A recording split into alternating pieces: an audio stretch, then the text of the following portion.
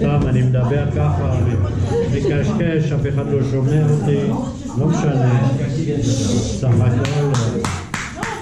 סך הכל. איפה דוד וזה? Normalement, il devrait venir. Non, mais ils m'ont dit qu'il venait, mais Ils voilà. sont fatigués? Non, ça va. Ils m'ont dit à tout à l'heure. על אורage. מי מביא לי כוס מים בבקשה? Tu veux? אני אשמח. אני לא, זה המים של חברתי. זה בשבילי. איזה חמודה. איזה חמודה. בכיף. טוב. אז היום הכל בעברית. הכל בעברית. למה את אומרת שזה קשה? את לא יודעת אם זה קשה או לא קשה. רציתי להוסיף, je voulais rajouter deux choses rapides sur cette fameuse lettre bête qui nous a pris un cours entier et qui me semble importante.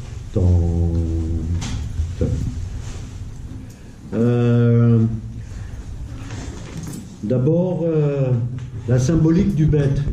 La symbolique du bête, donc du 2, d'accord eh bien, il y en a beaucoup chez nous. Hein. On a la Torah Shebirtav, la Torah... On va jouer là. Whisky بالبشري بالكشف. Cathy. Whisky בשבילי. וויסקי, הוא רוצה וויסקי. בסדר. תפסיקו להתנשק. תפסיקו להתנשק. אתם יודעים מה זה? כן, ça suffit de s'embrasser. On n'est pas là pour s'embrasser. Maspik להתנשק. מספיק להתנשק. להתנשק. Ça vient de Neshika. כן, כן. Ouais. Les chicottes. Les chicottes. Ah, ça sert à rien. Bien. Ça dépend où. Ça dépend où. בישראל לא מתנשקים. לא מתנשקים. זה מנהג צרפתי. מנהג צרפתי. Les Israéliens, ils s'enlacent. Oui, ils s'enlacent. Les Américains. זה, איך קוראים לזה בעברית? להתחבק. להתחבק. להתחבק. S'enlacer. s'embrasser comme ça, להתחבק. נותנים חיבוק. חיבוק. לא, זה לא חיבוק פה. חיבוק זה כך. כן. אומרים גם תני לי חיבוק. וואלה. אבל בדרך כלל זה טוב. אז אמרנו, on a dit que la lettre bête est là, c'est une lettre extrêmement positive, d'accord? Donc elle traduit la bipolarité, elle traduit la division, etc. Et on sait que dans notre culture, il y a la Torah Shebirtav et la Torah Baal Peh, d'accord? On sait qu'il y a 2 Luchot Avrit, pas deux tables de la loi. Il y a la mitzvah assez, la mitzvah lota assez, d'accord? C'est encore polaire. On sait que dans notre hiérarchie, il y a le Kohen Gadol et le Meler, hein, le prêtre et le roi, d'accord? Olam Hazeh, Olam Haba, etc. D'accord? Donc ça traduit la bipolarité.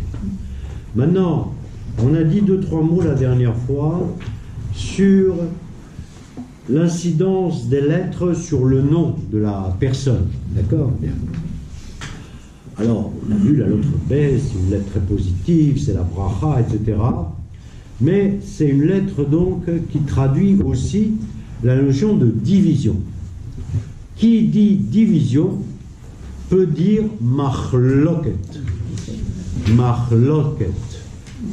L'achlok. L'achlok. Lo lechalek. L'achlok. Hein? C'est-à-dire que on peut penser que certaines personnes dont la lettre bête est la première lettre de leur nom, est-ce qu'il y en a dans cette salle? Non? Toi? Quoi? Hein? Borbot. Borbot. Mais en général, c'est... Oui, mais ça, c'est le nom De famille, c'est le prénom. On ne s'occupe pas trop du nom de famille, nous. Ben, Benjamin. On s'occupe du prénom. Du prénom. Enfin, le nom de famille aussi. La personne qui, dans la première lettre de son prénom, commence par la lettre bête, doit être plus zahir, plus attentif que les autres des sujets de marloquet. C'est-à-dire qu'il a un peu tendance à semer, non pas la zizanie, mais la division, à ne pas être d'accord et à exprimer ce désaccord d'une façon pas toujours sympathique et positive. Donc, il faut le savoir, et évidemment, comme il n'y a pas de fatalisme dans ce nom, ni dans l'ordre des lettres, il faut être attentif à ça et essayer de lutter contre ces tendances qui ne sont pas toujours sympathiques. D'accord ? Ça veut dire que toutes les personnes qui ont le même prénom, Pas le même prénom. Par exemple, tu t'appelles Bracha. Bracha. Non, Nafout, c'est un nom extrêmement connu. Eh bien, la dame qui s'appelle Bracha, elle aurait peut-être tendance non seulement à porter la bracha, la bénédiction, mais également à dire non, je ne suis pas d'accord, voilà, à contester. Ah oui, moi je ne parle pas de Béatrice ni de Belzébuth. Hein? Moi, de Jésus. Nous parlons des... mais en deuxième, alors... Non, mais en première, on parle de la... Je pensais à Benjamin. Binyamin. Oui. Ben. Non, mais attends. Rien n'est à prendre au premier degré dans ce que je dis, hein, d'accord? Toutes les lettres sont bien et tous les prénoms sont bien. La seule chose, c'est que il ne faut pas voir que le bien. Il faut voir aussi qu'il peut y avoir certains phénomènes négatifs ou de division qui figurent dans les lettres. Or, la lettre bête étant la lettre de la multiplication, mais également de la division, les deux on a dit, peut amener à ce que cette division se transforme dans un sens négatif. C'est tout ce que je dis. D'accord? Donc il faut être zahir. Qu'est-ce que c'est être zahir? Cool. Attentive.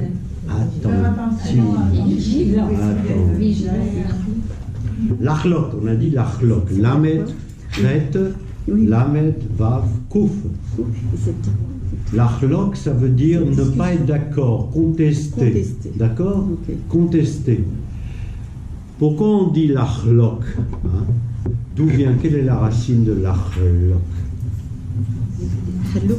Non, c'est chelek. Chelek, par définition, c'est une partie. Une partie, ça veut dire quoi? Ça veut dire un tout découpé en parties.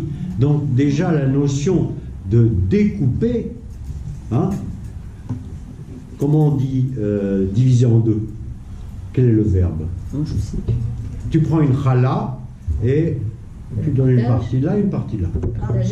Les chalek, tout simplement, les chalek. Les chalek, c'est partager en deux, dans un sens positif. L'achlok, c'est contester, ne pas être d'accord. Pas forcément dans un sens négatif.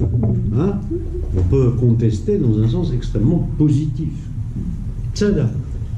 Et nous allons boire un coup parce que nous avons terminé avec cette lettre bête. Parce qu'il y en a encore 20 qui nous attendent. Amen. Alors, la lettre Gimel. Alors, c'est une lettre sympa. Comme toutes les lettres, mais celle-là, elle est sympa. D'abord, c'est une lettre qui est haute. Elle est haute, elle est plus haute que les autres lettres. D'accord? Réfléchissez toujours en termes de lettres manuscrites. On n'est pas Ivrit Birtav ici. On est Ivrit Birtav, justement, c'est pas les lettres. Bien. Alors, la lettre Gimel, bon, elle est plus grande que les autres, Donc par définition, il y a la notion de gova. Hein, en hébreu, c'est gova, hauteur. Hein, gova, gavoa, hauteur. D'accord? Gova. En plus, c'est une lettre dynamique. D'accord? Pourquoi c'est une lettre dynamique? Parce qu'elle est en marche. La lettre Gimel, si vous la regardez bien, hein, hop, hop, tac, tac, hein, c'est une lettre qui avance. D'accord?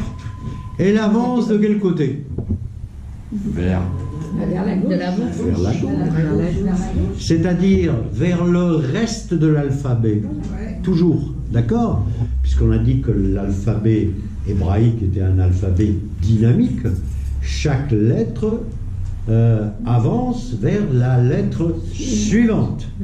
Donc, la lettre Bet est ouverte vers la lettre Gimel, d'accord? Pour être ouverte de l'autre côté, hein? Ben non, elle est ouverte vers la lettre Gimel, et la lettre Gimel, elle, n'est pas statique comme la lettre Bet, elle avance vers la lettre Dalet.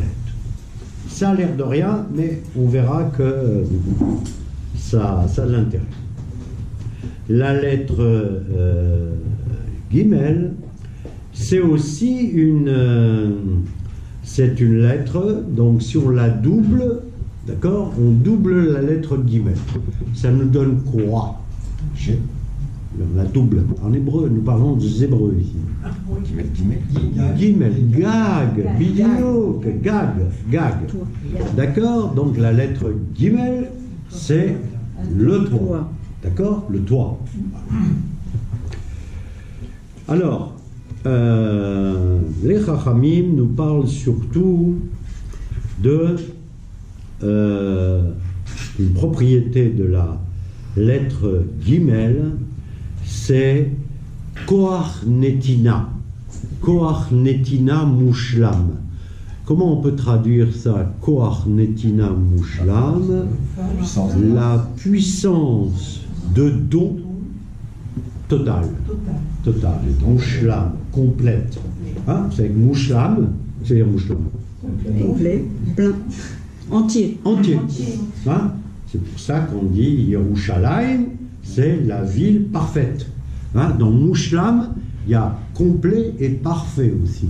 Hein? Quelque chose de Mushlam n'est pas seulement complet, mais en même temps, il y a tendance à la perfection. On dit Shlemut. Ok? C'est aussi, là on ne parle pas de la lettre Gimel, mais c'est pas grave, on fait toujours un peu d'hébreu dans ces cours. C'est quand on dit quelqu'un, par exemple, je dis Ani Shalem Im. Ani Shalem Im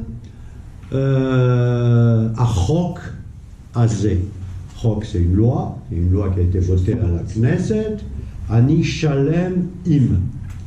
Je suis en accord. En accord, c'est la notion d'accord. Shlemut, c'est en accord. Ani Shalem. Et en général, même quelqu'un qui dit Ani Shalem, je suis bien. Hein, la Shlemut, ça exprime aussi une notion de bien-être. Sérénité. De sérénité, si tu veux. Alors évidemment, les Shalem, c'est là. Mais là, on C'est va pareil. Oui. C'est d'accord de prendre. Non, Ani Meshalem, les Shalem. Quand on dit les Shalem, ça veut dire que la Iska est parfaite. D'accord? Ok? La Iska, C'est pas pareil que le verbe payer. Pardon? C'est pas pareil que les chalets payer. Si? C'est la même chose. Chose. Pourquoi les Shalem, ça traduit une notion de perfection?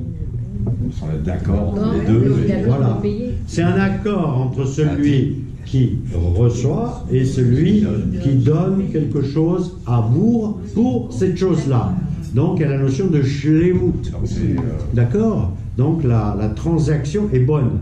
D'accord? Donc, c'est effectivement, quand on dit en français payer, en général, on a l'impression qu'on se fait avoir. Hein? C'est vrai, hein? Hein, on s'est fait, hein? Voilà, je vais payer. Ou alors, c'est une notion extrêmement négatif. Alors là, j'ai payé là. Hein. Le paye, Voilà. le bulletin de paye, quand même. Voilà, paye. Non, mais j'ai payé, tu vois. En argot, c'est. Voilà. Alors qu'en hébreu, c'est au contraire, ça vient de Shalem. Bon, et on oublie maintenant Shalem. Donc, Koach HaNetina à Mushlemet, parce que j'ai utilisé le mot Mushlam. Donc, la puissance de don parfaite. Donc, le Gimel, c'est Milachon Gomel. Gomel. Ce mot Gomel reviendra souvent dans ces explications. Alors, il est évident que c'est un rabbin qui l'a fait, ça. Hein. Ça aurait été un zoologue qui avait fait ce cours, qu'est-ce qu'il aurait dit? Supposons que c'est un zoologue qui avait fait ce traité. Concernant le guimel, Ouais.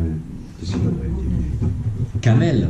Ben oui, voilà. Gamal. Gamal. Ah, pareil. Hein, Gamal, on l'a dit la semaine Gamal. dernière. Voilà. Donc un zoologue aurait fait ce cours, il nous aurait raconté des choses sur les raisons pour lesquelles Gimel, voilà, Gamal. Alors c'est évident qu'il y a un rapport très fort entre le chameau qui avance, donc à les pas de la lettre Gimel, le chameau qui est grand, Gavoa, hein, la notion de Gavoa, qui est aussi Gimel, d'accord? Et où voilà, il avance. Voilà. Mais bon, c'est évident, donc c'est même pas la peine de le dire. Alors, il y a la notion de Gomel Chesed. Gomel Chesed, c'est quelqu'un, c'est très difficile à traduire en français, donc on va même pas le traduire, vous allez essayer de comprendre tout seul. Gomel, Chesed, Chesed, vous savez ce que c'est. Gomel, vous savez maintenant ce que c'est. Hein? Et évidemment, immédiatement, on retrouve l'expression Gomel Dalim. Hein? Dal, on avait vu la dernière fois, c'est quelqu'un qui est dépourvu. Nécessiteux, oui, il a besoin de quoi? Il a besoin de quoi? Il a besoin de Gimel. oui, de guimel. Ben oui. C'est-à-dire, s'il a besoin de Gimel, c'est-à-dire c'est une association entre le Gimel et le Dalet. D'accord? Donc Gomel Dalim. Alors, ça c'est je pense là à quelque chose qui ne figure absolument pas dans ce cours, mais je vais vous en dire un mot parce que je trouve ça amusant. Si on prend la lettre Gimel et la lettre Dalet, on obtient quoi? On les associe tous les deux. On obtient une des 12 tribus d'Israël, Gad. Ok? Bien, Gad. Alors, la lettre Gad peut faire penser à la lettre Gad dans d'autres langues. Garde la lettre. Oui, Gad. Essayez d'imaginer cette lettre Gimel Dalet, GD. Oui, GD GD. dans d'autres langues. Et Dieu aussi. God. Il a fait. T'es le meilleur, ça va dire. Qu'il a dit God. God. Hachem. Voilà. Hachem. Écoute, God. Alors, il y a toute une discussion très ésotérique, dont je me souviens à peine, où on disait en fait que la tribu de Gad, il y avait un caractère de divinité dans la tribu de Gad, et que c'est pour ça, entre autres, que les non-juifs l'ont interprété. Bon, on a parlé tellement souvent de la reprise de mots hébraïques dans l'autre langue. Eh bien, la tribu de Gad aurait donné, je le mets au conditionnel, le mot God, Gott en allemand, etc. etc. Oh my God. Ok. Alors, la lettre Gimel, c'est donc Gomel. Je vais vous donner une autre expression. Chut. Faites ça silence, silence. La lettre Gimel, je vais vous donner une autre expression qui vous dire. Voilà. Il y a, c'est écrit en ce qui concerne Yitzhak Avinu, on dit Vaigdal Ayeled Vaigamal. Vaigdal Ayeled Vaigamal. Dans ce cas précis, voilà, Vaigamal. Ça veut dire quoi, Vaigamal? Comme un chameau. Comme un chameau. Ah, il est devenu un chameau, Yitzhak? Jacob? Yitzhak? Voilà, yalla. Comment Yitzhak est devenu un chameau? Non, non. Vaigamal. אני יודע שאת יודעת. אני מתייחס לשאר החבר'ה Quand il a grandi. שלא כמוך. ברור. היה להם את הזכות לגדול בארץ היפה הזאת. נכון. ויגמל. Quand il a grandi, il s'est agrandi. לא, Il est aussi ממש. avancé. ויגמל. Ligmol, c'est donner. Koach netina, on avait dit. Vaïgamal. Là, on parle à la transitif. D'accord? Donc, il a reçu les igamel. C'est pas ligmol, c'est les igamel. Les igamel, ça veut dire qu'il a lâché les seins de sa mère. Il a suivi, quoi. Il est sevré. L'enfant a grandi et il fut sevré. Dans notre tradition, d'ailleurs, on dit qu'un enfant est sevré à l'âge de 3 ans. Voilà, c'est la tradition qui nous dit ça. Qu'est-ce qui vous fait? Est-ce que vous avez un autre exemple biblique? L'histoire des 3 ans là. La coupe de cheveux. La coupe de cheveux. Voilà, exactement. La coupe de cheveux.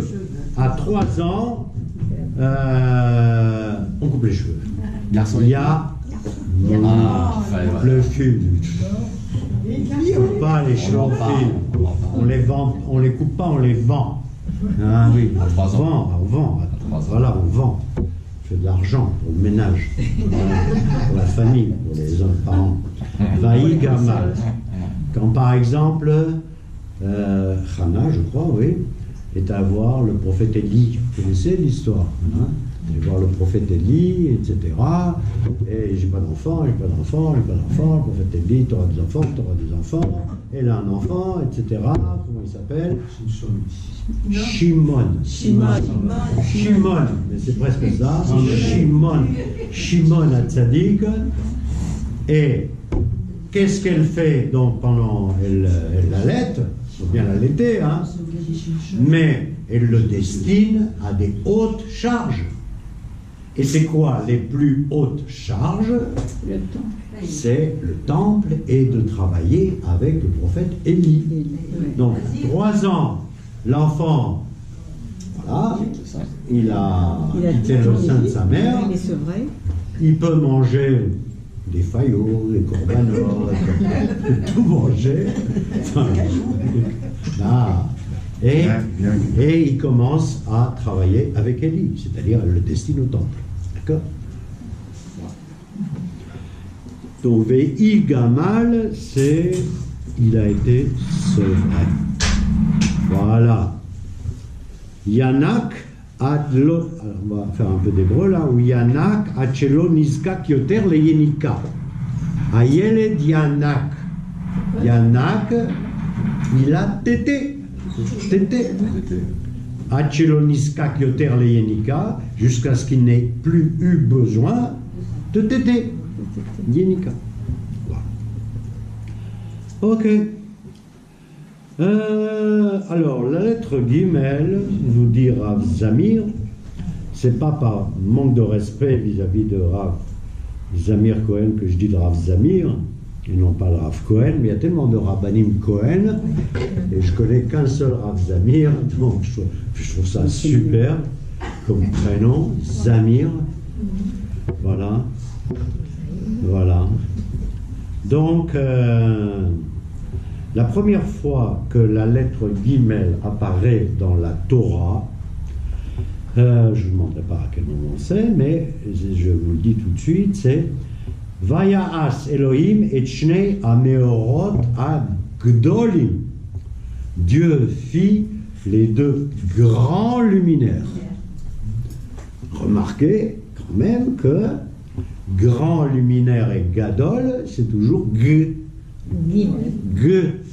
C'est pas gimel. Oui. C'est g. D'accord? Donc en hébreu aussi. En français aussi. Voilà. Gdoli. Voilà. Ok. Donc, on כותב לנו פה. Donc, ah oui, il dit quelque chose d'amusant là, il nous rappelle quelque chose, mais ça c'est quelque chose mamash besod, mais on peut quand même dire un mot là-dessus. Donc Rav Zamir, je vous ai dit comment il fonctionne, il fait son cours, et à l'intérieur de son cours, il ressort dans des paragraphes distincts ce qui lui semble digne d'intérêt. Et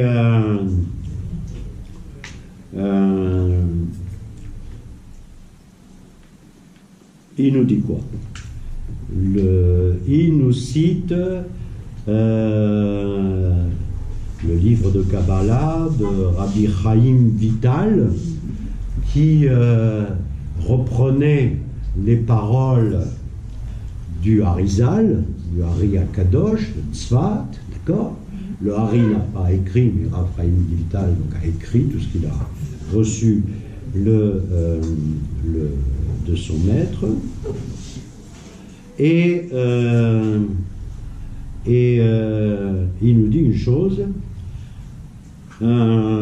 c'est que chaque homme porte sur son visage toutes les lettres de l'alphabet. Vous avez entendu parler de ça? Vous entendu parler? Oui, moi aussi. Voilà. Tout homme porte sur son visage les lettres de l'alphabet. Mais évidemment, nous ne sommes pas capables de les déchiffrer. D'accord? Il faut être un grand chacham, comme le Hari, Chaim Vital, etc., pour déchiffrer.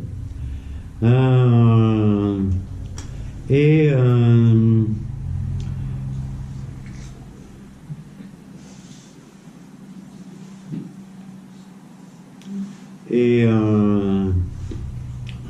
il cite un passage, donc, Rabbi Chaim Vital, il cite un passage des enseignements du Hari, et il dit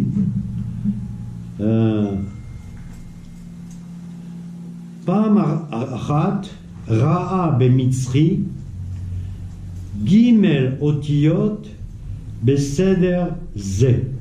Et une fois au Hari, il est arrivé de voir une série de lettres dans cet ordre-là. Un Aleph parfait, un Bet parfait, et un Gimel rabougri. Il a vu le Gimel, mais là, c'est rabougri. Et qu'est-ce qu'il a tiré comme conclusion? Il a tiré comme conclusion Amarli Shehu Oré, il m'a dit qu'il commandait, qu'il me recommandait, qu'il m'incitait Shani Tsarich Ligmol Chesed Im Avi, c'est-à-dire que je dois donner du chesed à mon père. Autrement dit, il a vu sur ma face, mon front, je ne sais pas où là, que le chesed que je suis redevable à mon père, ben, il n'était pas Il n'était pas, suffisant. Il n'était pas suffisant. Il manquait quelque chose. Il a vu la lettre Aleph, Bet, tout guillemets. Dans cet ordre-là, il a dit t'as un problème, toi. D'accord? Alors, c'est amusant de voir. Ben, je vais faire une autre parenthèse parce qu'elle est amusante.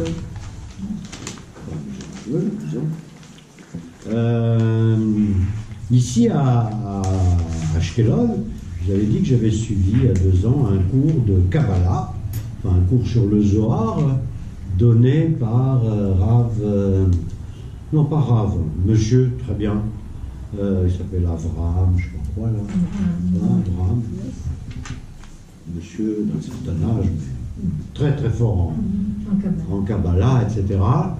Et entre autres, donc très bien son cours, hein, j'ai appris beaucoup de choses. C'était pas un cours de Kabbalah de très haut niveau, hein. On est juste des petits gens, non, hein, bon.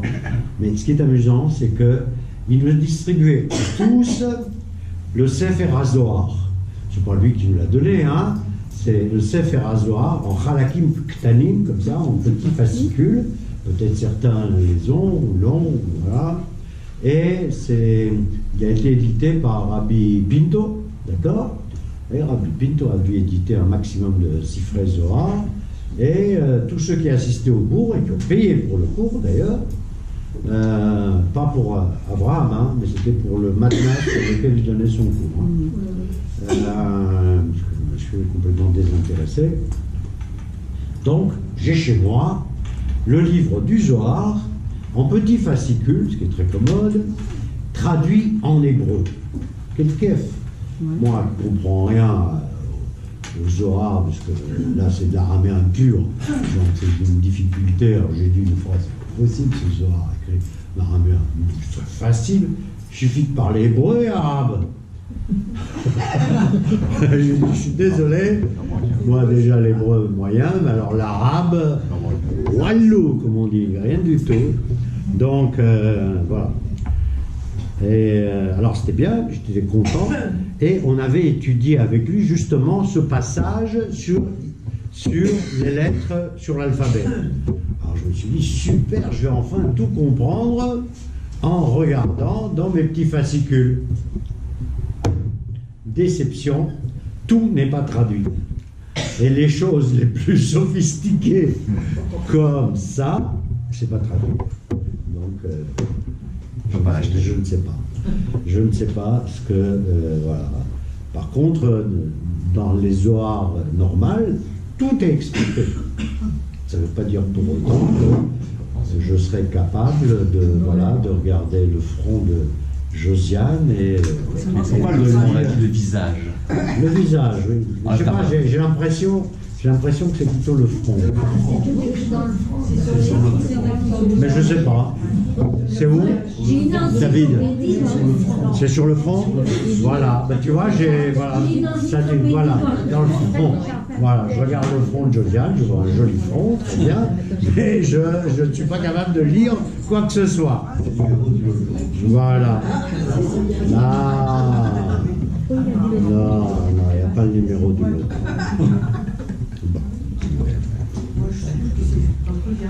Alors, le concept de Gomel Chesed est contenu dans un mot qui est le deuxième mot de Gomel Chesed, qui est Chesed. Parce que quand on décompose le mot Chesed, c'est Chas Dalet. Chas. Vous savez ce que ça veut dire, le verbe Chas? Chas, comment tu traduirais ça? Mon Dieu, tu m'as posé une colle. Chas, ça veut dire, ah non, oui, c'est on a pitié d'eux. Avoir pitié d'eux. Oui, c'est ça, Voilà, Chas al Dalet. Donc déjà dans le mot Chesed, il y a le concept de j'ai pitié de qui? Du Dalet. Donc vous voyez, le mot Chesed, quand on le décompose, voilà, on trouve, c'est, voilà. Agomel, Chesed im Chavero. Voilà. Ah oui, voilà, là, il est très très bon ce Rav Zamir là. Il dit Agomel Chesed im Chavero, Pores alav et Trasuto. Agomel Chesed, celui qui fait du bien, qui donne à son ami, Pores alav, couvre, comment on dit,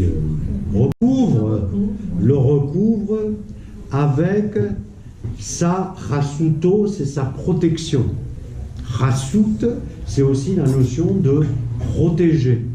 C'est pas seulement avoir pitié, c'est protéger, non, c'est pas exactement protéger, c'est être chasuto, celui qui est sous le chasut de quelqu'un, c'est celui qui est quelque part sous les ordres de quelqu'un, quelque part aussi. C'est, oui, quelque part qui dépend de quelqu'un.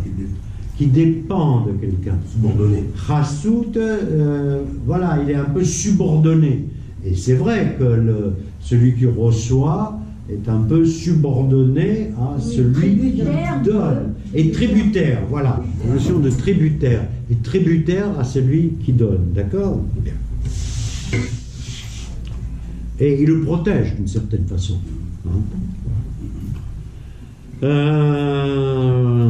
Donc on dit, et là il nous rappelle une chose qui est juste, c'est que cette lettre Gimel, de par sa hauteur, d'accord, eh bien, quand on voit le toit de la lettre Gimel, le toit de la lettre Gimel, ou la tête de la lettre Gimel, elle est penchée.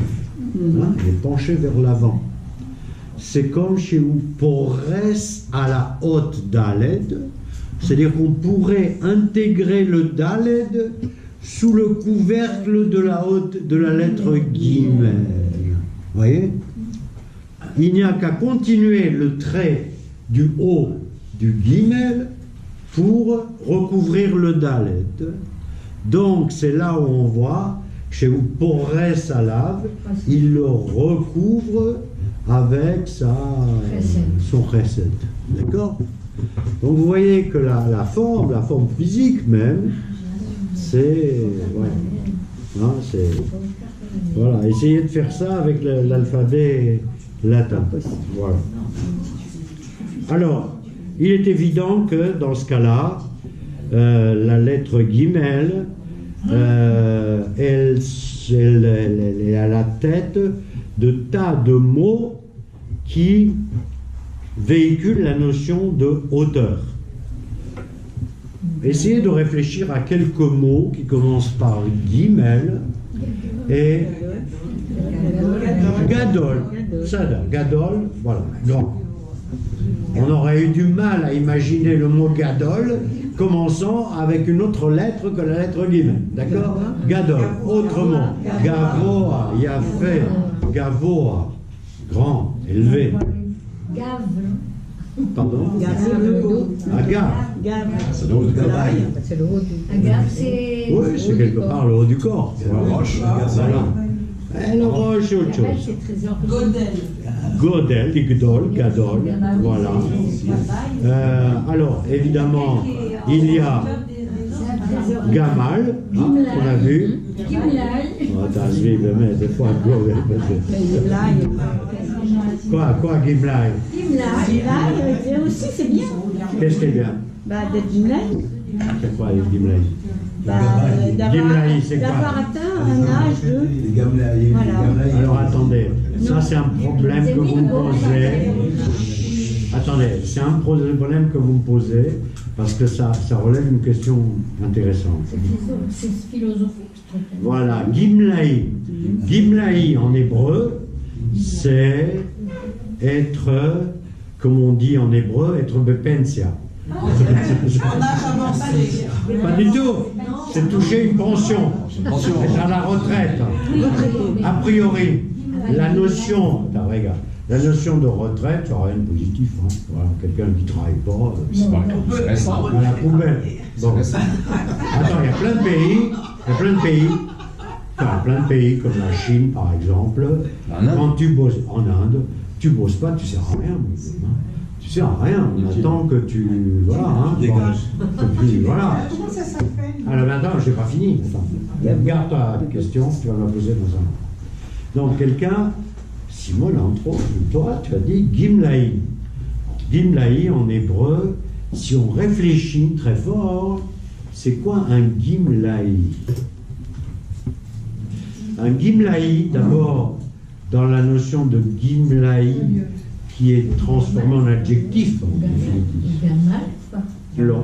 אני חושב זה לא גם ודאי שזה בא לידי גמל, ודאי. גמלאי, c'est quelqu'un qui est protégé, je pense. J'ai raison ou pas? Ah oui, moi je le vois comme ça. Gimlaï, c'est quelqu'un à qui on est gomel. Ah oui. C'est pas quelqu'un qui protège, c'est quelqu'un qui est protégé. Protégé. Dans ma vision de Gimlaï, c'est quelqu'un qui est protégé, ne serait-ce que par le fait, parce que dans la notion de Gimlaï, il a de quoi vivre. Je suis pauvre, je suis rien dit. Je suis pauvre. אני מחליט. את לא יכולה לשבת פה. את לא יכולה. היא לא יכולה? לא. בגלל שלא מצלמים אותי. אתם מספיקים. אני הבנתי. היא גם יפה. היא גמלאית. סליחה לכולם. הגמלאית הצעירה שלנו, הגמלאית הצעירה שלנו הגיעה. בדיוק. אז אמרתי, גמלאית זה... non, ça va, c'est bon. C'est un cours de Gimlaï. télévision, Non. c'est un cours, et on se met à droite, à gauche, et... C'est important là. Parce que, donc, Gimlaï, un pensionnaire, disons, Pensionnaire. c'est quelqu'un, d'abord, qui a de quoi vivre. On ne dirait pas d'un Gimlaï qu'il n'a pas de retraite. את לא יכולה להגיד את זה. למה? יש גמלאים שמסכנים, אין להם מספיק. אין להם מספיק. ברגע שהם נקראים גמלאים, סימן שהם מקבלים משהו. הם מקבלים. אולי זה לא יספיק, אבל הם מקבלים משהו. גמלאים. כן, דיברתי. c'est pas parce qu'il est גמלאי שהוא... מגמלים לו. הוא מקבל משהו בכל אופן. גמלאי מלשון גומל. donc גומל חסד. voilà, הוא מקבל מגמלה. אז הוא מקבל גמלה. ברגע שהוא מקבל גמלה, אז מישהו מעליו, זה יכול להיות הממשלה, ça peut être l'État, d'accord? Ou le ביטוח לאומי, ou ce que vous voulez, d'accord? Ou ses enfants. Il est gimlaï, il est מישהו פורס חסותו, quelqu'un étend sa bienveillance sur lui. Alors il s'appelle gimlaï. Je n'y ai pas pensé un seul instant, mais vous venez de le dire. Il y a la notion de gesher. Gesher, un pont. Un pont, par définition, est un peu plus élevé que les deux rives. D'accord? À peine même, mais il est plus élevé. Gesher. D'accord? Le gagne. Non. Ah, Gan, oh là, ça c'est très très compliqué ce que tu dis. Je vais te dire pourquoi c'est très compliqué. Mais en fait, c'est pas si compliqué que ça. Il n'en parle pas ici, le Gan, mais le Gan, on peut le comprendre que dans la mesure de Gina.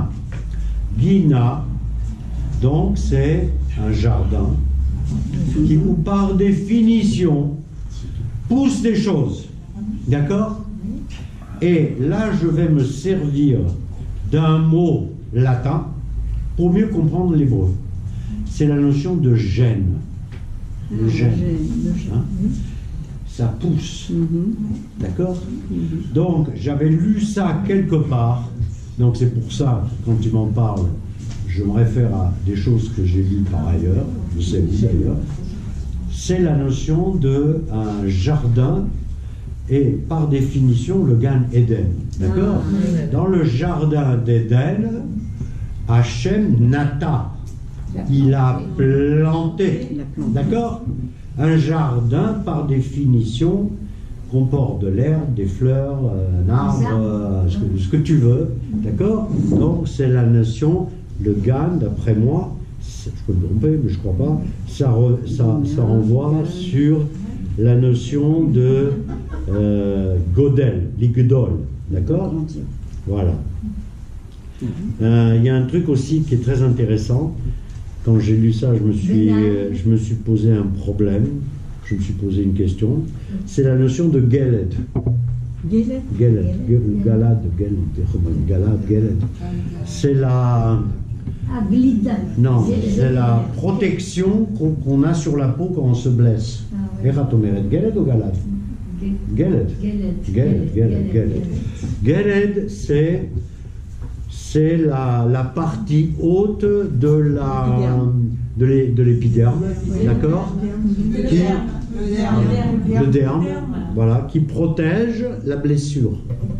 C'est en haut. Voilà, c'est ça. Geled, d'accord? Comment on dit en français? C'est pas un pansement. Non, ma chérie, c'est pas un pansement. C'est la croûte. La croûte, comme ça, et la croûte. Il doit y avoir d'autres mots plus savants que la croûte. Mais en gros, c'est la croûte. Non, la croûte, c'est ce qui est mort. Non, ça protège, mon pote. D'accord? Il y a une notion de protection. D'accord? C'est la peau. Ouais, le terme. Il y a Gvora, Gibor, qui a à la fois la force et l'audace, hein, Gibor. Il y a le Gal. Tout ça, c'est grandeur. Hein. Voilà, le Gal. Regardez tous ces mots. Voilà, le Gal. Gilgul. Gilgul, c'est Gal. C'est Midgalgel. Ça monte, ça descend, ça monte, ça descend. Mais c'est la notion de vague. D'accord? La vague, par définition, une vague, c'est waouh, c'est en hauteur. D'accord? Donc, vous voyez tous ces mots extraordinaires. Il y a Gozen aussi, Gozen. Quoi? Garonne. Bon, c'est là. M'aspect. Ok. L'aîné, on dit l'aîné. L'aîné? Bechor. Ok. Alors.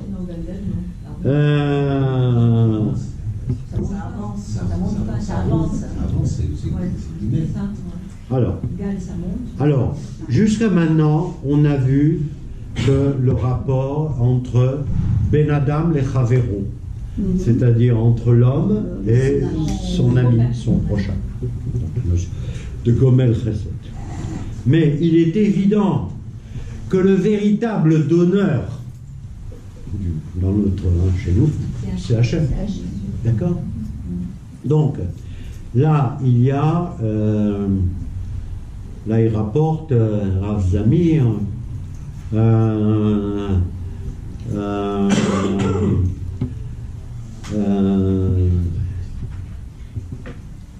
rapporte une citation de Rabbi Yaakov Abu Hatzira, qui était le grand-père du Baba Saleh.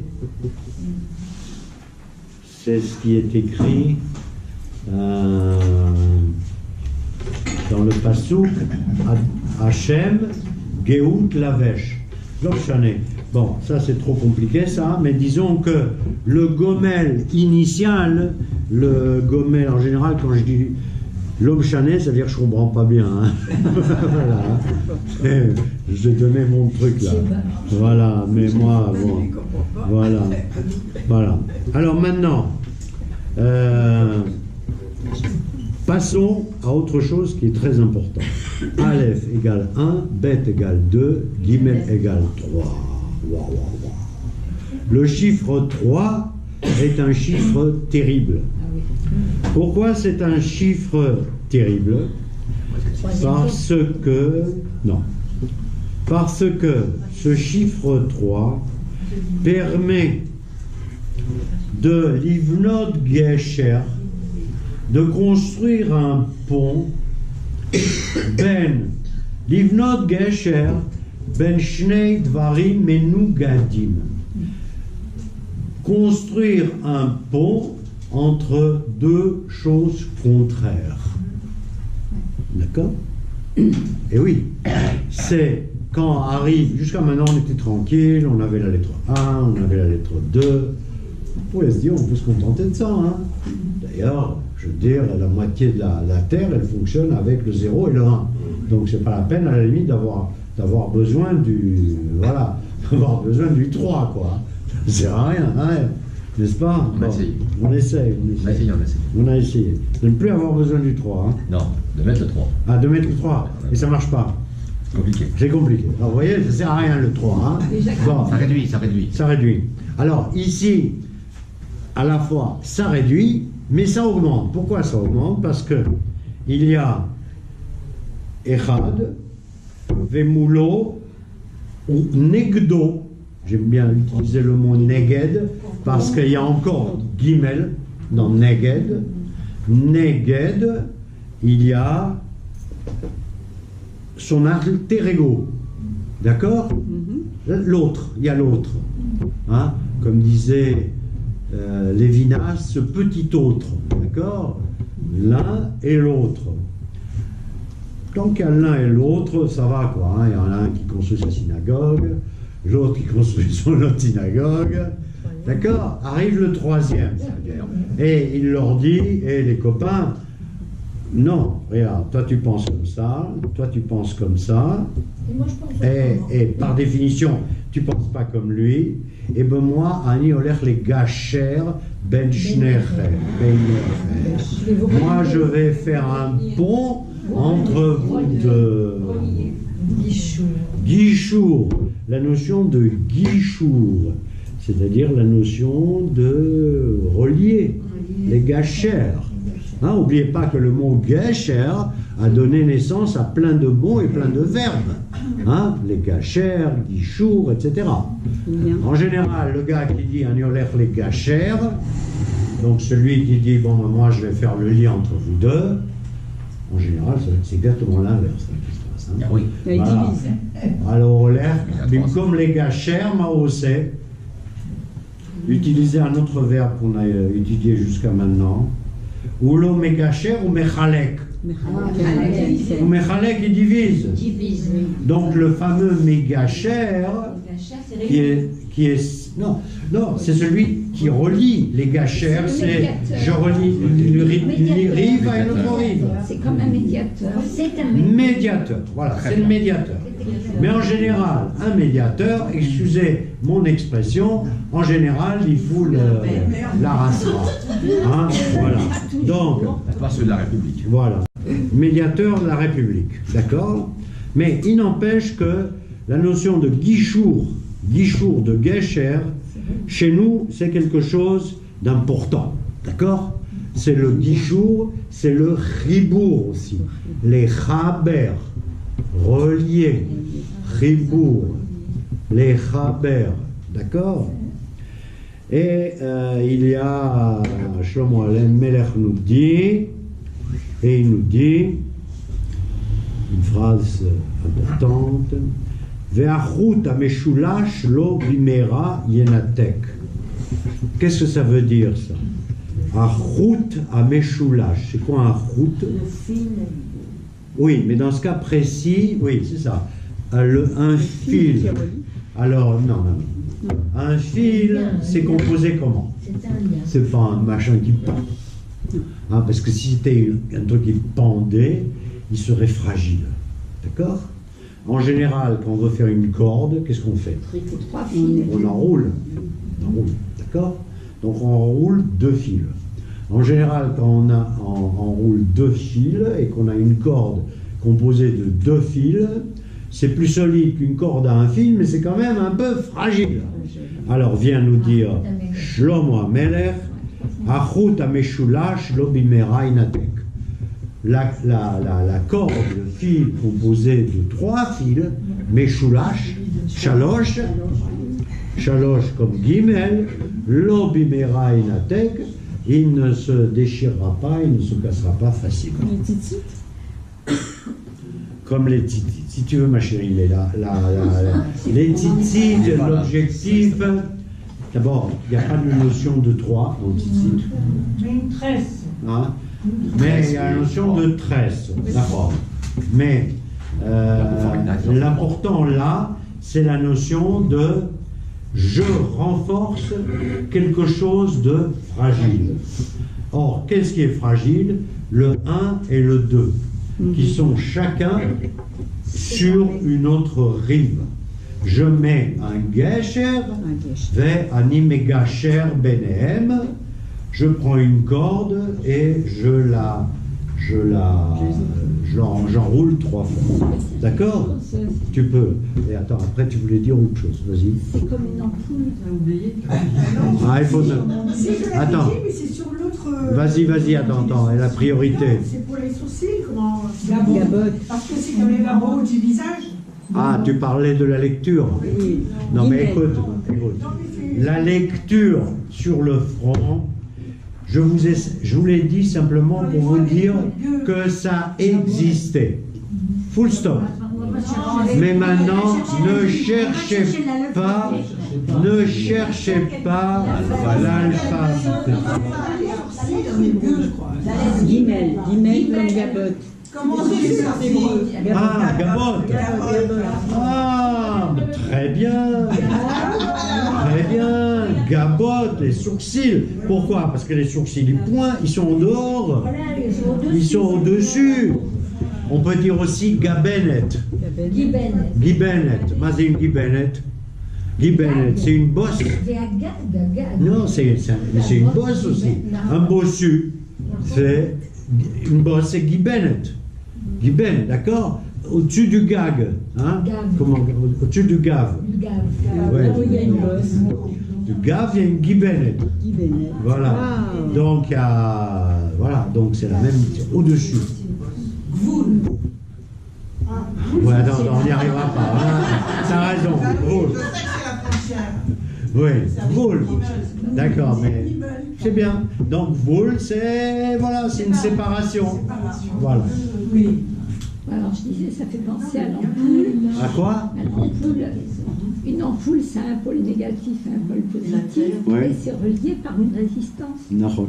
Ça fait penser à ça. Nahon. Et le tiers, on parle du tiers, quand on relie 2 personnes pour un mariage, c'est Ouais. le troisième qui est venu les réunir. Tu as raison, mais là, le tiers, c'est pas un multiple, c'est une division. C'est un des 3. Donc, dans ce cas précis, c'est le chakran, si tu veux. Écoute, tu veux un meilleur exemple? Je vais donner encore un meilleur exemple. Quand un enfant naît, d'accord? Un enfant naît. Qui l'a créé? Quand je vous dis par exemple la route à Meshoulash, je dis mais Rainatel. Le père, la mère et Hachem. Elle a dit le Saint-Esprit. Attends, mais d'où vous croyez? Ça vient de Saint-Esprit. Attends, d'où vous croyez que les chrétiens nous ont pris le Saint-Esprit? Si, c'est vrai. Non, c'est un ange. Hein. Non, c'est pas un ange, le Saint-Esprit. Non, j'ai peut-être ça, j'ai le 3e. Non. C'est pas un ange, c'est Hachem qui est entre ou avec l'homme et la femme, et voilà, le bébé il naît grâce à... Voilà. Ok. Alors maintenant, le guimel, c'est le triangle aussi. D'accord? Triangle. Il y a 3 parties. Bon, On va revenir un peu sur le Gesher. vas-y. Je pense à Kesher. Oui. Quoi? Kesher ve Gesher? Kesher, Kishou. Non. Non. Qu'est-ce que... Malasot, Kesher c'est une courbe, Kesher c'est une guimel. Mais quelle est la différence en français? On explique la différence, c'est lui aussi. Là. Regarde. Tu as raison, mais en même temps, la langue hébraïque est suffisamment subtil Oui. pour créer une différence entre Gesher et Kesher. C'est ma question. Alors la question c'est que Gesher, c'est par définition quelque chose sur lequel le guimel avance. D'accord? Le guimel, on avait vu que le guimel est dynamique. D'accord? Et le guimel ou mégacher, la notion de légacher, c'est pas tellement créer un lien, c'est créer un chibour. C'est les chaber. Voilà. C'est la notion de les chaber plutôt que les kacher. Les kacher. Les Ça, c'est kacher. des nuances, hein. Voilà. C'est ça, c'est la nuance du gesher, les kasher, les chaber, Voilà. tout ça. Donc là, on rentrerait dans un truc où je ne suis pas tellement bon, hein. C'est les subtilités profondes de la langue hébraïque, d'accord? Mais en tout cas, les gachères, en général, je peux te dire que ça se dit en général entre deux opinions. Exact, j'ai raison? Entre deux opinions ou deux individus, enfin les opinions de deux individus. Les gachères. On dit en hébreu, les gachères ben emda zot, entre ça. l'autre les emda zot. Donc, créer un pont, je n'ai plus envie de dire un lien là, parce que là tu m'as coincé avec gachère. Bon, créer un pont entre ce point de vue et ce point de vue. D'accord? La notion de... la notion c'est... comment dirais-je? C'est de... Écoute-moi. C'est de casser la marloquette. Casser machémé chalek. On a vu que dans le bête, il y a la notion de chilouk. Il y a la notion de... A n'est pas d'accord avec B. Et on a besoin de G pour faire la jonction, ou du moins pour créer un pont. Un pont, ça ne veut pas dire que A sera d'accord avec B. Ça veut dire qu'il y aura une emda, il y aura un point de vue qui reliera le point de vue de Aleph au point de vue du Bet. Ça, c'est les gachères. Les gachères, ça se dit plutôt dans un sens, pas pshat, mais drash. Dans le sens, comment je dis là, dans le sens, ça me revient. Ok? Dans le sens du drash. Racontez.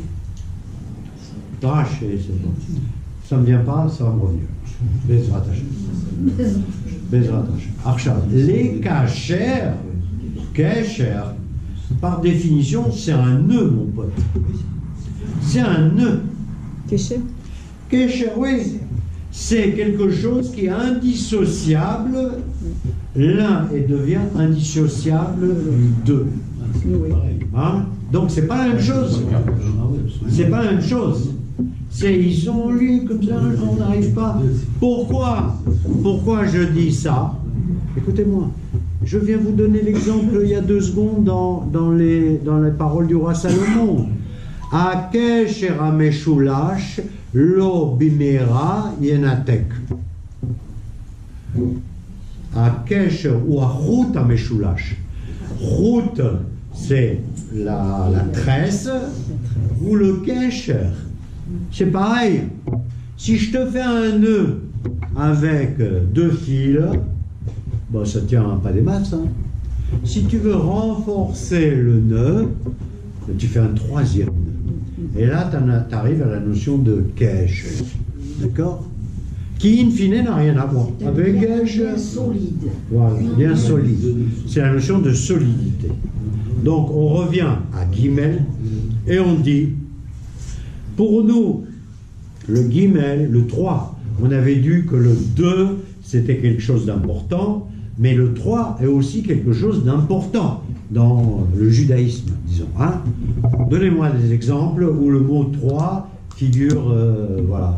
Le troisième jour chiffre. de la Brit Mila, qui est plus... Après. Bon, troisième jour, la Brit Mila. Mais non, mais où un même mot revient comme ça. Par exemple, alors je vais vous le dire, Kadosh, Kadosh, Kadosh.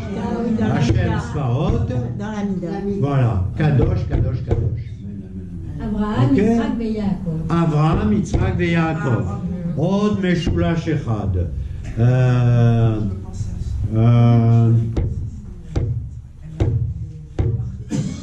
Quand on fait par exemple Atarat Nedarim, quand on délivre quelqu'un de ses vœux, eh bien, on dit, voilà, on raconte sa petite histoire, et celui qui est en face, on dit Akol Mutarim Lecha, Akol Mutarim Lecha, Akol Mutarim Lecha.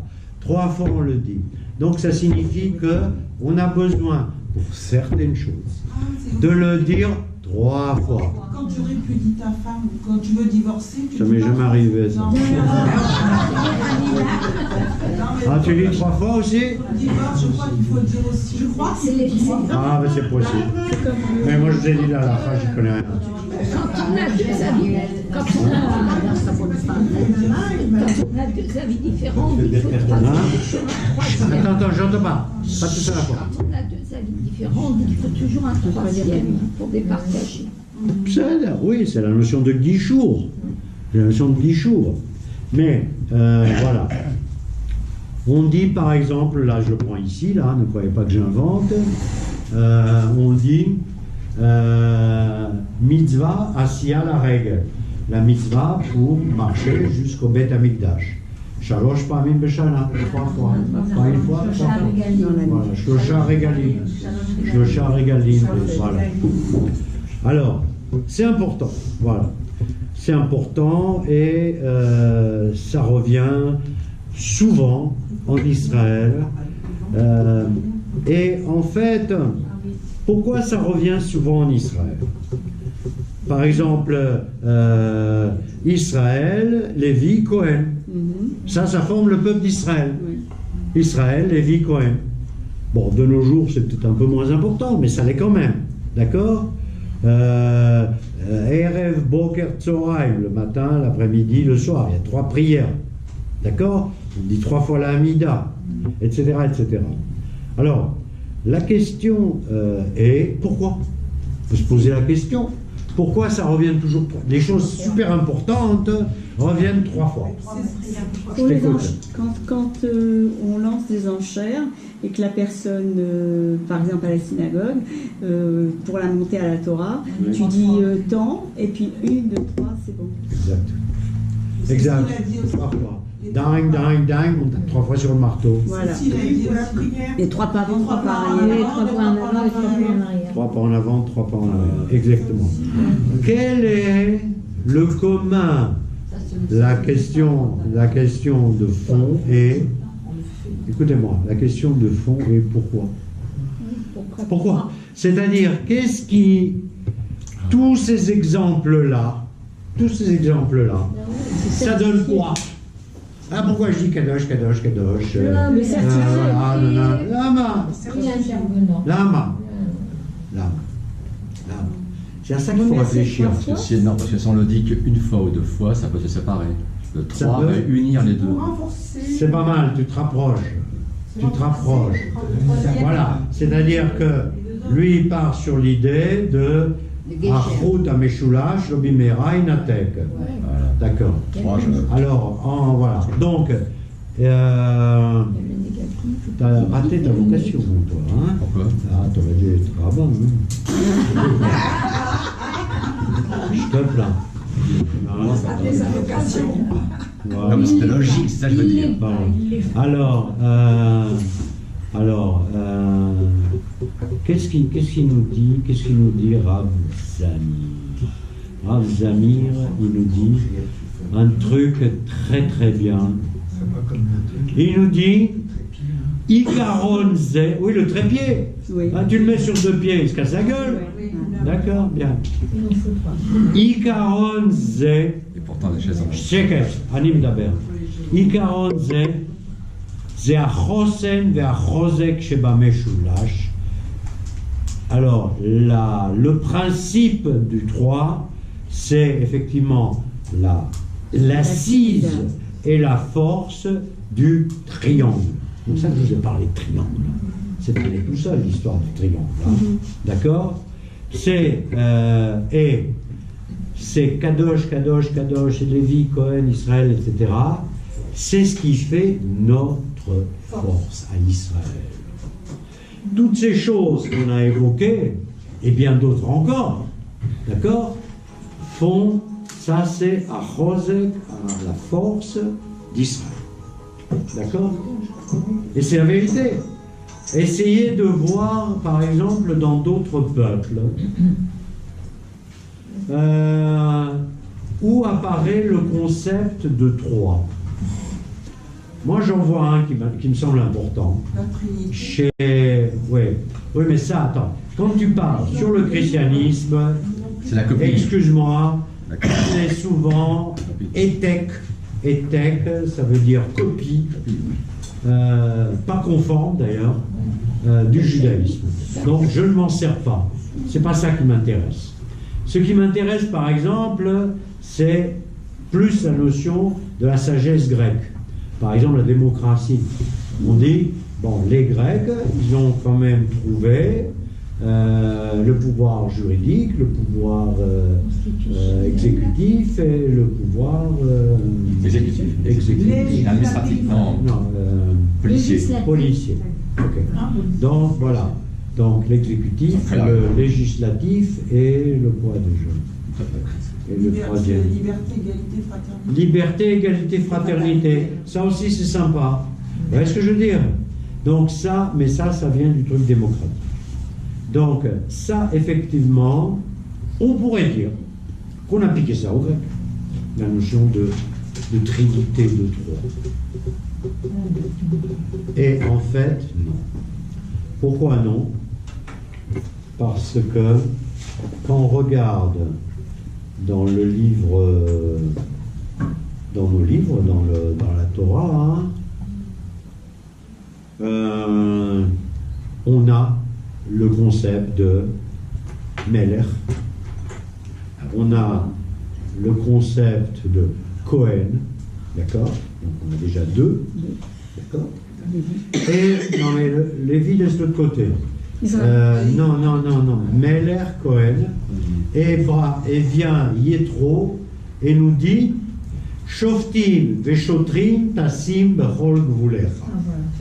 C'est-à-dire des juges et des policiers, tu mettras sur tes frontières. Il le dit à qui? Il le dit au patron. Il le dit à Moshe, qui est Bechinat Melech. Moshe est Melech.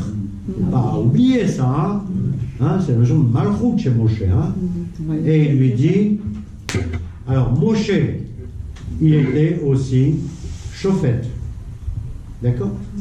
Puisque, à l'origine, c'est lui qui jugeait entre Ben Adam et Chavero. Arrive un mec, c'est pas n'importe quel mec, c'est Yétro, qui est le gendre. C'est pas grave. Et donc là. Il y a un verre d'eau là. Alors, arrive Yitro, et Yitro apporte à Moshe, quelque part, la sagesse des nations. Yitro, il ne faut pas oublier, c'était un grand bonhomme. Ok. Et de nos jours, qui croit encore en Yitro? Pour qui Yitro est Bechinat Moshe? C'est le beau-père de... Les Tunisiens. Génial. Les Tunisiens. C'est le père de Tzipora. C'est le beau-père de Moshe. On le sait, mais c'était Bechinat Moshe. Quand je dis Bechinat, ça veut dire il était comme Moshe. D'accord? Et on peut dire que pendant 40 ans, Moshe a appris auprès de lui, puisqu'il était dans son entourage. qui de nos jours vénère Yitro? En dehors des Tunisiens. Parce que ça, non, c'est les Druzes.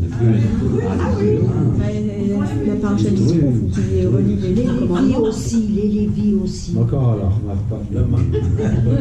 pas de limite trop. Tous les ans, on fait la Séouda d'Yitro, les Lévis. Oui, chez les Tunisiens. Non, non, non. On m'invite jamais, moi. Jamais on m'invite. Jamais on m'invite pour la Séouda Yitro. Moi, je n'organise pas la Séouda Il faut Yitro. avoir des garçons, il paraît. Des trucs, d'accord. Ok, soyons sérieux. Nous parlons de la division du pouvoir. Nous parlons de la division du pouvoir entre trois entités. D'accord? Alors maintenant, on va parler de choses importantes aussi. On dit Al-Shosha Dvarim. Oh, je voulais parler de la lettre Dal. Al-Shosha Dvarim Haolam Omed. Alma. Ani Yodea. Ve'atem. C'est dans les Pirkei Avot. Excuse-moi, tu été un petit peu vite. Al-Shlosha Dvarim. Sur trois choses, le monde tient. Non, pour l'instant on fait ça et on vient. Al-Shosha Dvarim à Olam Omed. À la Torah, à la Voda, vers Gmilut Chassadim. Vous devez apprendre ça par cœur. Le monde tient sur trois choses. Nous disent nos sages, trois pivots. À la Torah, vers la Avoda. La Torah, c'est la Torah, hein, c'est-à-dire Avoda, c'est le service de Hachem, hein, c'est pas la Parnassa, hein, c'est le service de Hachem. Vous me suivez là? Oui, très bien. À la Avoda, et on pourrait s'arrêter là. Non. À la Torah, vers la Avoda. Ve'al Gmilut Chassadim, et sur le bienfait que tu fais à l'autre. D'accord?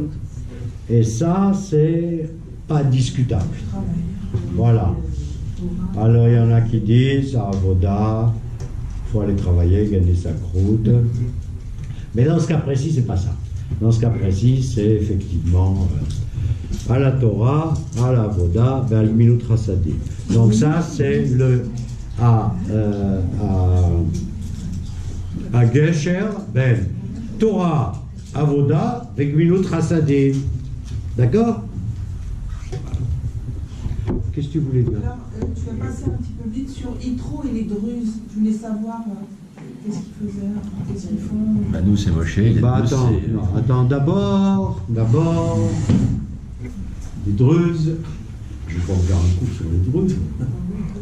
Bon, les Druzes, c'est une des traditions des religions les plus méconnues au monde.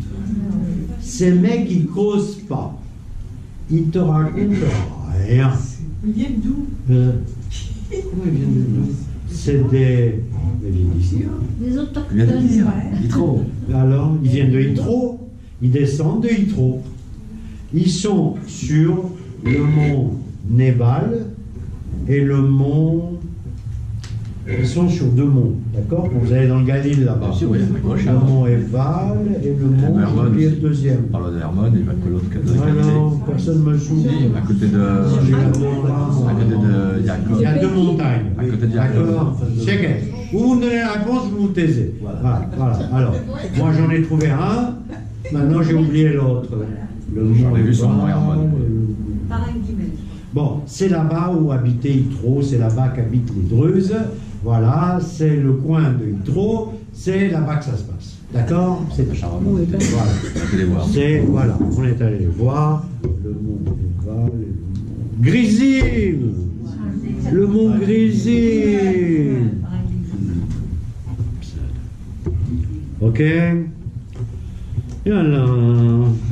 Bon. Alors, il y a un autre truc qui est amusant, nous dit Rav Zamir. Alors, Trunat Agishur, Trunotav Shelam Israël. Le sens de l'union, de Gishur, du pontage, on va pas appeler ça pontage, hein, parce que le pontage, C'est le cœur. pont, et alors on peut peut-être faire d'autres pontages. Oui, mais le pontage, c'est là. Bah, attends, tu dis là, c'est aussi le pontage. Enfin, vous. Alors, c'est Trunotav chez l'âme Israël.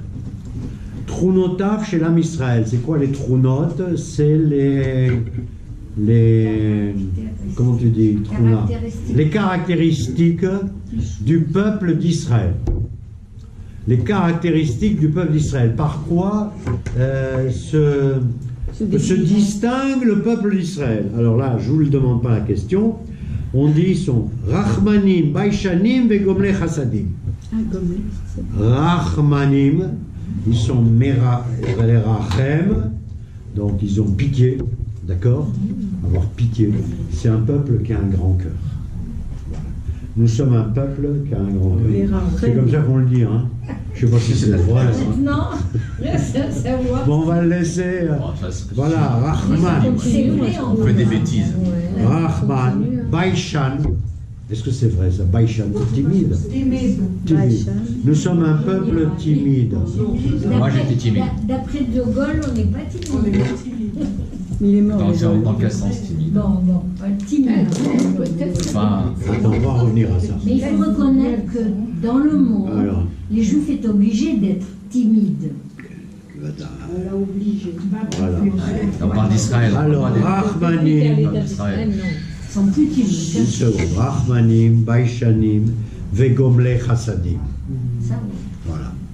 Donc, le dernier point, le juif donne par essence. On commence avec le dernier.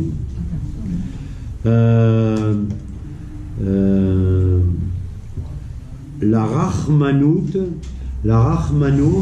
on dit, la Rachmanout, c'est Truna Sheyesh Balev. Hein, Rachmanout, c'est une caractéristique qui est dans le cœur. D'accord? Voilà, être Rahman. Baishan, c'est, je suis désolé, ça caractérise bien le juif. Mais pas, je dirais peut-être pas l'israélien. Non, le D'accord? Angolais. Mais le juif, Angola. le juif dans son essence, contrairement à ce que disent les goïs, on n'est pas là, nous, à la ramener.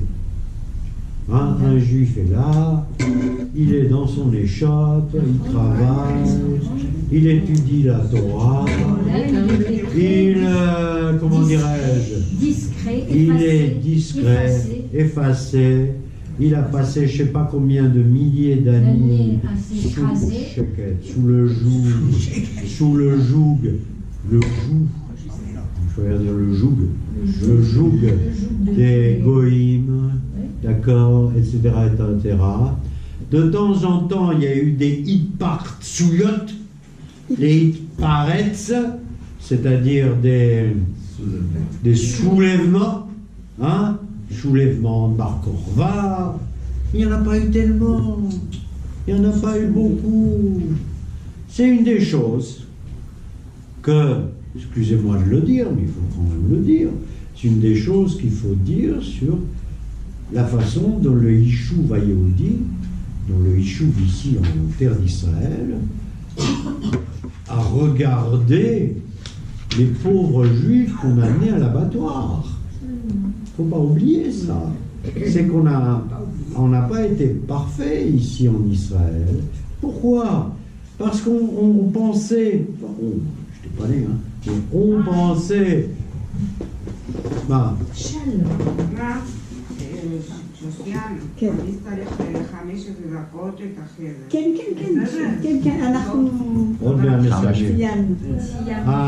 alors, pourquoi ils ne sont pas révoltés?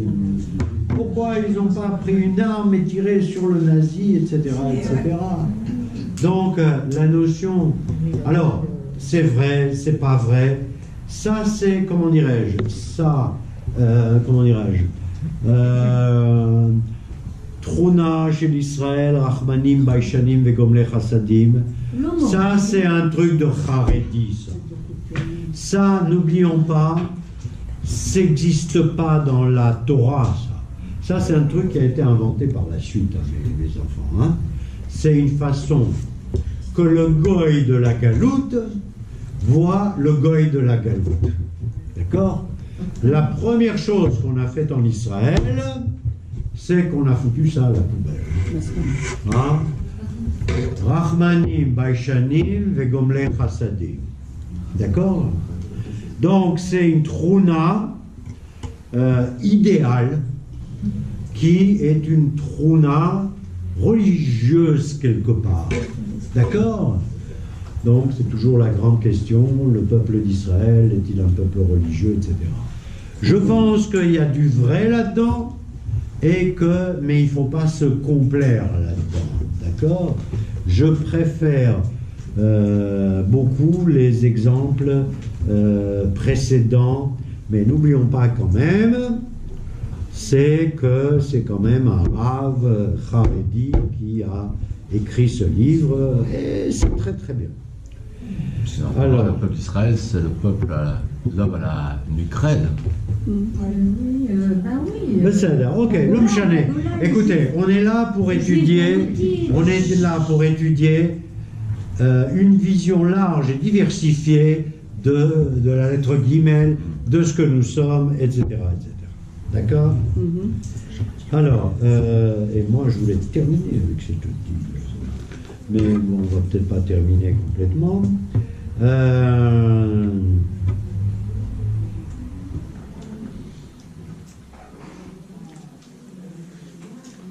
Alors, Kol Matan Tzedaka, Ve'afilu Netina Chelkit.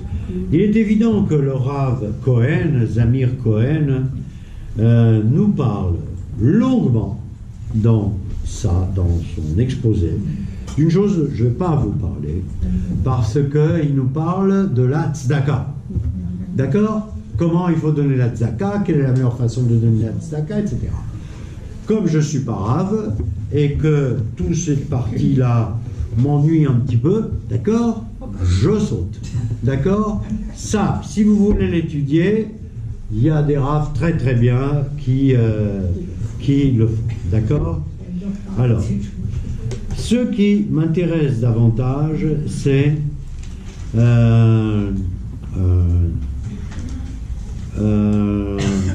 que Od Gimel Dalet Baot Achrei Otiot Aleph Bet. Je commence à m'intéresser déjà à la lettre Gimel et Dalet. D'accord? Et Rav Zamir nous dit, à partir du moment où Hachem, Echad, a créé des nigoudim, a créé des contraires, bêtes, mechulakim, divisés, la notion de division, et c'est normal qu'il ait créé des nigoudim, puisque lui il est un, d'accord? À partir de ce moment-là, il a créé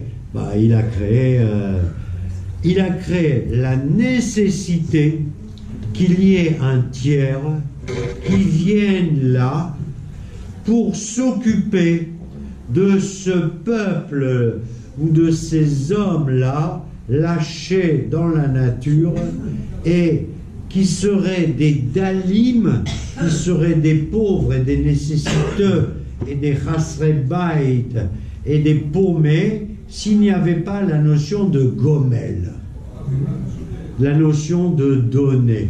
D'accord?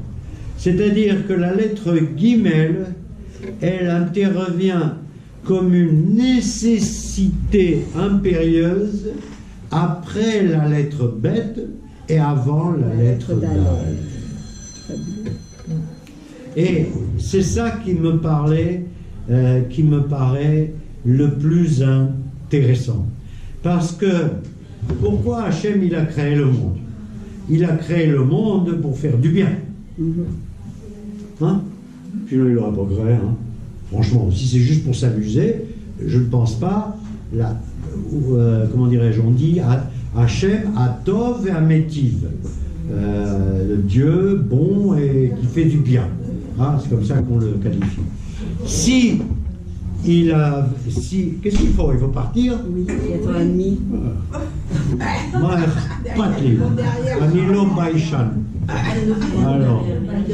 Alors, Bara Bria, Kedei Ligmol, Vele Etiv, la Mekabel. Il a créé un monde composé de contraires, inversés et par définition antagonistes. Pas se tromper, hein, quand tu as le 1 et le 2, où tu as X et Y qui sont là pour se taper sur la gueule. D'accord? Donc, il n'a pas créé un monde de créatures qui se tapent sur la gueule. Il a créé un monde de créatures qui sont susceptibles de se taper sur la gueule, si ou pas, et c'est pour ça qu'on a besoin de la lettre Gimel, qui est là pour s'occuper des autres, des nécessiteux, de ceux à qui il manque, etc., etc. On n'est pas des animaux. Ouais. Bravo. Bravo.